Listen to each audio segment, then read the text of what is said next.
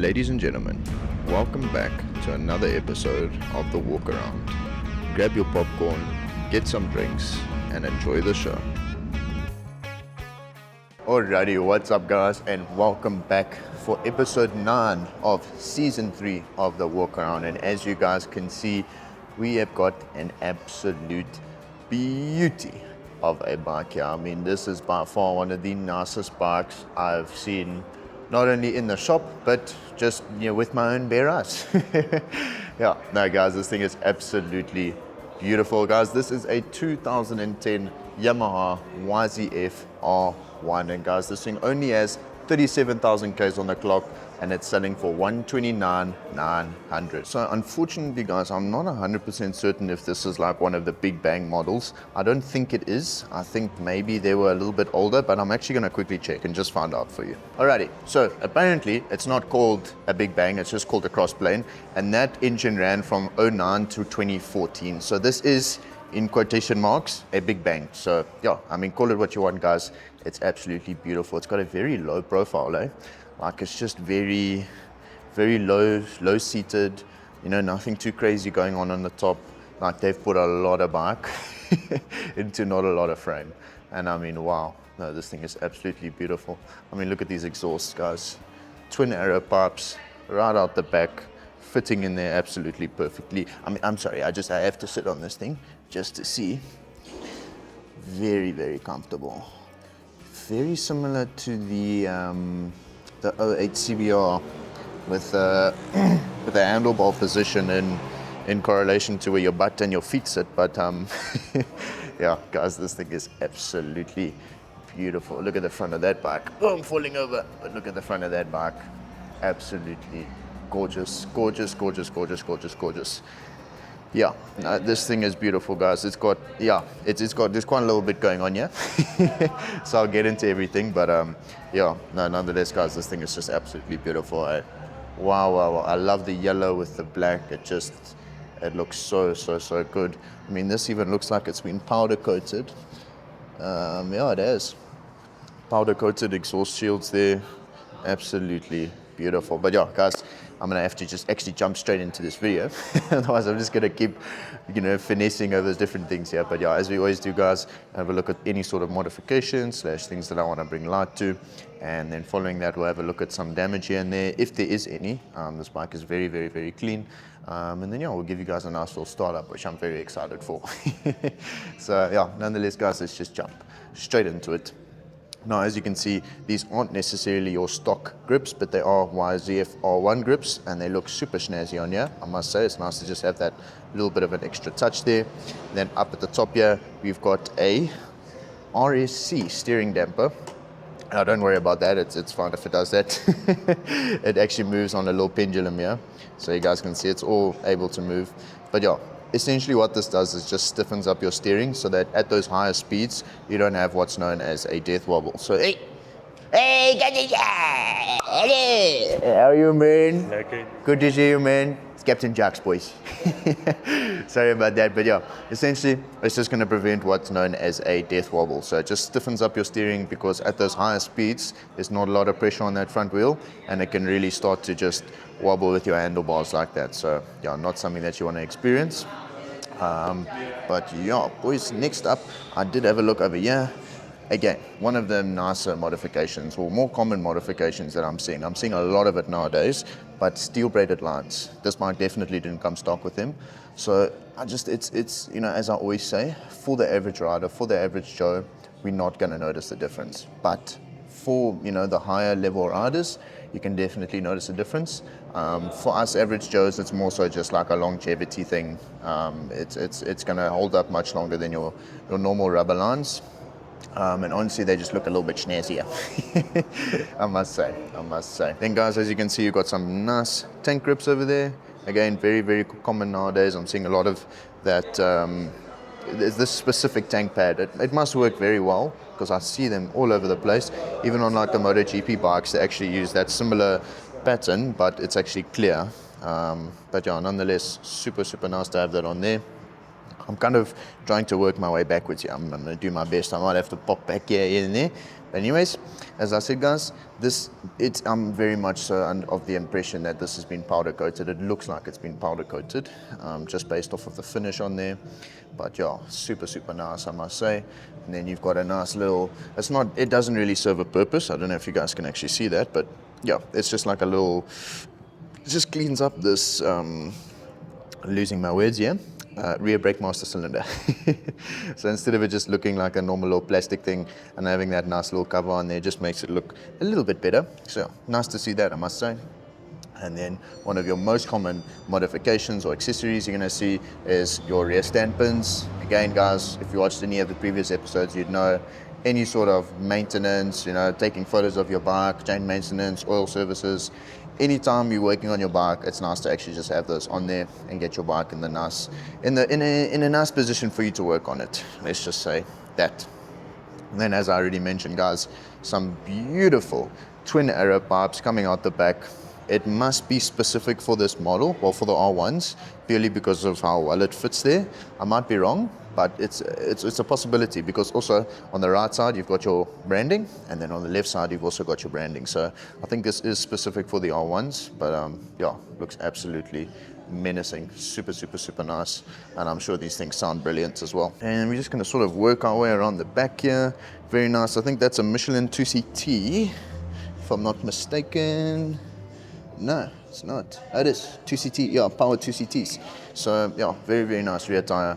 I must say, I've been to track on 2CTs, very, very nice. I've been to track on the Angel STs or GTs, very, very nice tires overall, because you can go and use them on the track. They got enough grip, and then they're also dual composite. So this mid part of your tire is a little bit harder, and it gets a little bit softer as you go out, and that just makes it a little bit more track friendly and lean friendly, should I say. So yeah, multi-composite tire, very, very nice to have on these bikes. Nothing too crazy going on with the foot pegs and stuff like that. I like the look of the aftermarket foot pegs, but they tend to cause a lot of problems. I've noticed it quite a bit now with the aftermarket linkages. It really does actually just cause problems. If you can get it dialed in, then that's great. But yeah, all of them that I've seen, well, let's say the good majority of them that I've seen on the bikes, they tend to either just be a little bit loose, or they're just a bit finicky with the shifting. So yeah, honestly, at the end of the day, stock is better. And then this is actually the exact same quick shifter that I had on my previous race bike, my Daytona. So yeah, nothing but good things to say about that. They're awesome to have them on the bikes nowadays. It's such a big performance upgrade, and also just easeability, or the ease of riding the bike. You don't have to pull your clutch in now when you're shifting, anything like that. So obviously you can power shift it. But yeah, if you don't know what a quick shifter does, it eliminates the use of a clutch when shifting. So normally when you're shifting, you're going to be on the throttle, let off the throttle, pull your clutch in, shift, let the clutch out, get back on the gas. With the quick shifter, you go full taps, you're not going to touch your clutch, and you can just shift 1, 2, 3, 4, 5. You do get auto blippers. I'm going to assume that this isn't auto blipped, because it's actually quite uncommon to find the auto blippers on the older bikes, or let's say more so from an aftermarket perspective. It's not as common to see the auto blippers, but definitely the quick shifters. So yeah, super, super nice thing to have on a bike. Yeah, if you do plan on getting one and put on your bike, just make sure it's done by the right people. I always say it, whether it's with exhaust or any sort of performance affecting modification, guys, get it done properly, get it done by the right place. So yeah. Then guys, I do see a little bit of a bar end. Honestly, it just cleans up that grips a little bit nicer. So yeah, nothing major coming from it. I do think that it might supply some sort of protection if the bike falls, but nothing major. Yeah, you can see that this thing has been looked after extremely well. It's in very, very good condition, pretty low mileage on it. Very, very, very, very, very good condition. I've kind of been looking for damage here and there while I'm going around. I haven't seen anything yet, so yeah, we're just going to have a nice real close look when it comes to it. But yeah, guys, stock seat, nothing too crazy going on there. If you had like a little bit of yellow embroidery on the seat, ooh, that would look absolutely spiff, ladies and gentlemen. Is this an engine cover? No, it's not. Okay, I thought maybe we had a nice little casing over there. See, that's just your coolant reservoir casing. Yeah, guys, I'm not seeing anything else, Nothing really else in terms of modifications or accessories. That chain over there is looking absolutely spiff, I must say. Very, very nice and clean. Yeah. Otherwise, guys, I'm not seeing any sort of other modifications. Obviously, I can't really speak to in terms of performance modifications. The only time we can tell for sure is if we actually get a dyno sheet of, proof that the bike has been tuned and stuff. So, yeah, unfortunately, I can't speak to that. Otherwise, yeah, guys, that's probably about it, eh? I'm not seeing anything else. Stock levers, in this case, I'm okay with it. It does look quite nice, I must say. And once again, some of these guys who are on track, they have their hands as far out as over here. I don't know if you guys can see that, but yeah, they literally ride with this part of their hand right on the tip of the grip like that, and then that's where they're on the brakes. So yeah, chances are whoever was riding this is quite experienced, I must say, purely just based off of the condition and how well kept it's been. So yeah, I mean, I'm not saying that those levers are there because whoever rode this bike was rusty and that's where they have their hands. I'm just saying that it could be a reason. So, yeah. Guys, I think that's about it, eh?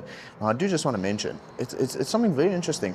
The swing arm sits very, very, very low, and it protrudes quite low, It's a very low profile bike, I must say.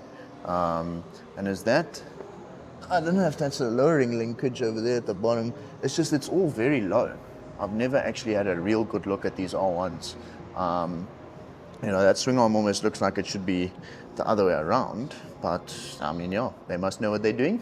It just looks, it's very, very, very interesting. I mean, even, I don't know if you guys can have a look there, but just below there's that exhaust, there's that little linkage there. And that's also very interesting. I've never seen anything like that before. So... yeah, but I mean, this thing is just in really, really good condition. We are going to have a look around now for any sort of damage. And guys, I really don't think we're going to see anything at all. As I mentioned, the chain and sprockets is just absolutely spiff. That thing looks brand new.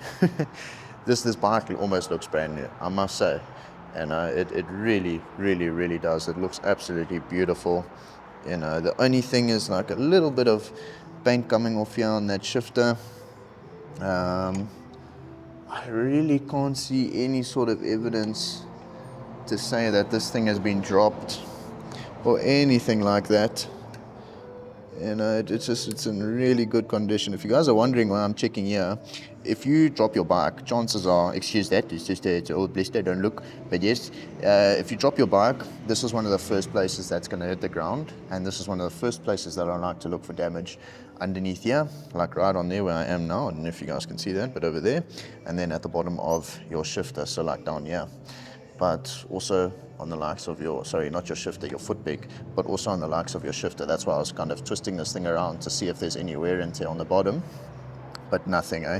This over here is most likely as a result of the rear stand. Also, that's just a very clean mark over there. It's very weird, but yeah, that's the only major thing that I'm seeing. Yeah, no scratches on any of the fairings or the casings. And you see a little bit of paint coming off here. That's quite interesting. I wonder if he maybe just painted it to get it looking nice and uniform with the rest of the bike, but he didn't prep it properly. But I mean, guys, when I start looking at stuff like that, it's actually a good sign. It's a good sign that there's really nothing major going on. Because at the end of the day, we are mainly looking for performance affecting damage. And there's none of that going on here, eh? Fork seals are good. Really not seeing anything there. I know it's one of the first things that the mechanics check when a bike comes in, because fork seals, they take a little bit of time, so as soon as a bike comes in, it's one of the first things that we get done. I mean, just look at those headers. Look at those headers. No rust, no nothing. It's very possible that those are aftermarket headers. I'm just looking at the welding on them, but unfortunately I can never really tell for sure. A little bit of damage on that bottom fairing there. Honestly, that's just something that comes with it, eh? That's stones and all sorts flicking up onto there. Really, there's not much you can do about it.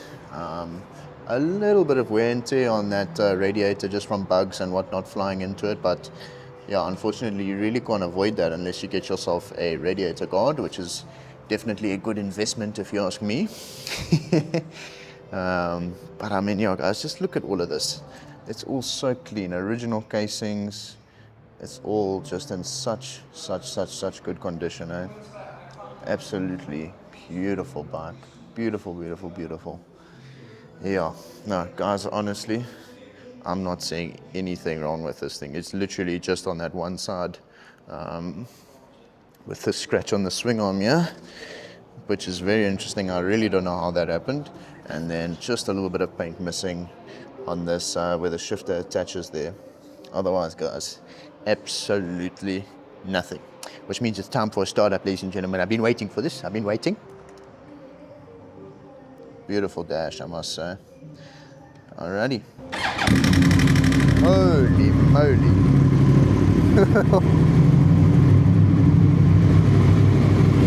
Yeah. Alrighty, guys, I'm gonna let this thing warm up for a little bit and then I'll give you some revs.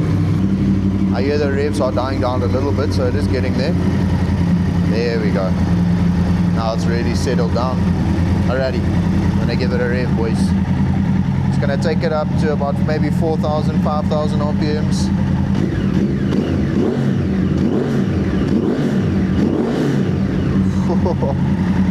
Wow. Wow, wow, wow, wow, wow. Absolutely menacing. I can see why a lot of people are like, oh, crossplane, crossplane, crossplane. It makes sense, eh? Yeah. Now you must know how this thing sounds out on the road, and you can really get those revs up. Because like I said, it's more so, you know, you only really notice that crossplane coming in when you're kind of high up in the revs. You really get those revs up. Otherwise, it's quite just very low and mean sounding, you know. But yeah, nonetheless, guys, that's it from me today. If you guys have any sort of questions, please just drop them down there in the comment section below, and I'll get back to you as soon as possible. Otherwise, yeah, that's it from me today, guys. I hope you all enjoyed, and I'll catch you all in the next episode. Peace.